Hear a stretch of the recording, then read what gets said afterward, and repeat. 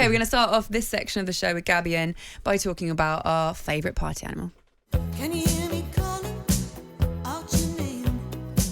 We're Man City and we're on the Right, I'm a turkey and the turkey needs feeding. I texted him earlier saying, look, as your 3 trophies going, and he texts back, wow, I'm in a world of pain. What a legend.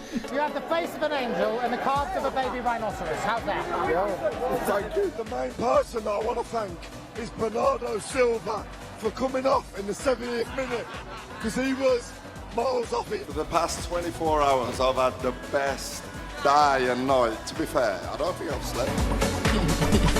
So, Jack Grealish has finally, we are reliably informed, hung up his party hat and gone and joined the England camp. So this is after, 3 days of non-stop celebrations? Yeah. Look, if you're going to do it, you might as well go for it, right? That's style, absolutely. A day for every trophy, why not? Jack Grealish's Man City teammates Kyle Walker, John Stones, Phil Foden and Calvin Phillips reportedly have gone to international duty. Apparently joined up with them last night. So, yeah, I wonder what sort of state they're going to be in. I mean, Gabby, when you must have been in some camps, whether that be domestic camps or whatever, or like international camps, where you have either not turned up in the right state or other people that have. Does everybody there's no hiding. Do you know something that I don't? Who's told you that? Who's told you that? I've got trust me, Gabby. I've got informants on you. No, you know what though? I feel that what they've done, winning the treble, if you're not going to go hard and party when you win the treble, when are you going to go? And I think Gareth Southgate will be sensible. He'll say, you know what, none of you are involved in the first game. You know, we're going to slowly get you going again and you'll play the second game. It's Macedonia, isn't it? But what they've done, they deserve the party. And the party isn't over. The party will be on hold until after the Macedonia game, and I think the party starts again. So I don't think it's over yet. I think we'll see more party because they deserve it. 100% they deserve it. I'll bet you probably agree with that statement, Gavin. I hope you do.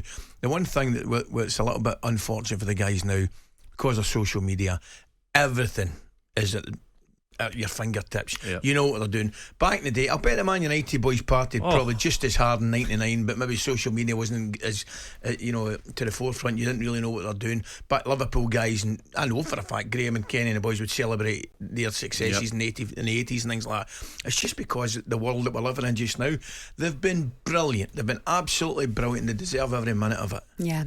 What about City then next season?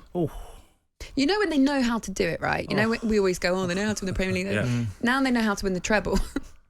I think teams are in trouble, Laura. I really feel that Man City, what they're going to do next season, quadruple, throw the Carabao Cup in, go one better, why not? The team's so strong, they might lose maybe Bernardo Silva or Gundogan if they do, but they'll have someone ready to come in, and that team's so strong. And I was just saying this to a friend of mine yesterday that Walker, Foden, Grealish, Philip Stones are going to go into that England camp and you just got a bit of swagger about you. Yeah. Around the treble. Yeah. Like no one can talk to us.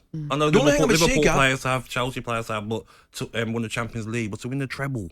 And you got Harry Kane there thinking like, what do you think? Do you know what I mean? No, like you're going to be like that, aren't you, Ali? Them players are going to walk in last night and Kane's going to be thinking like, this should be me.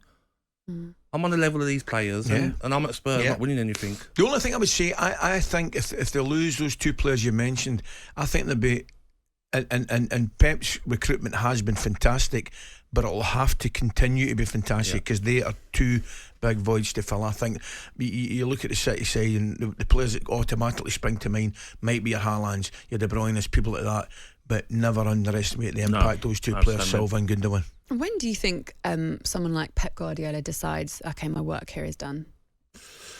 Do you know something? I think at the end of his contract. I don't know him at all well, and it may be wrong me saying this, but he just looks to me like the type of coach and person that will honour a contract and say, right, I've signed that contract for 2 years, that's where I'm going. I might be wrong, and I don't know what he's previously done at Munich and Barcelona. I agree, and I feel that as well, Ali, it could be the same sort of time that Haaland moves on. I don't think Haaland's sticking around for 5-6 seasons at Manchester City. Why? His first season, he's won the treble. He's done it at City now. Yeah. But doesn't he then think, wow, I could actually win a lot more if I stay here?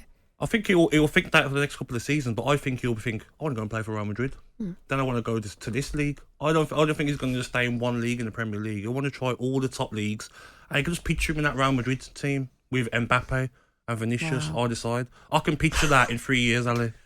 I just don't think Haaland is going to stay at Man City for longer than 3-4 years. It's quite a good front three, that. Vinicius, Bad, is it? Mbappe and Haaland. Bellingham behind.